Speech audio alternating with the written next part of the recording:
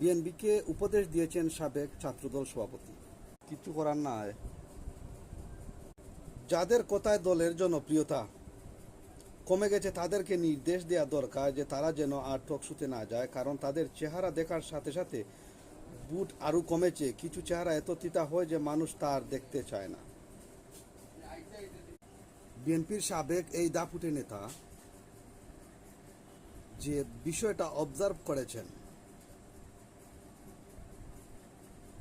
তা ওই দলের পক্ষ থেকে আরও 8 মাস আগে বা 9 মাস আগেই অবজার্ভ করার কথা ছিল, সেই হিসাবে কাজ করার কথা ছিল। কিছু নেতা এত উগ্র মনোভাব দেখায় টকশোতে আসার পর, যেমন ফজলুর রহমান, বীর মুক্তিযোদ্ধা। তাকে দেখলে মনে হয় না, তার ভাষা শোনার পরে মনে হয় না সে বিএনপির লোক।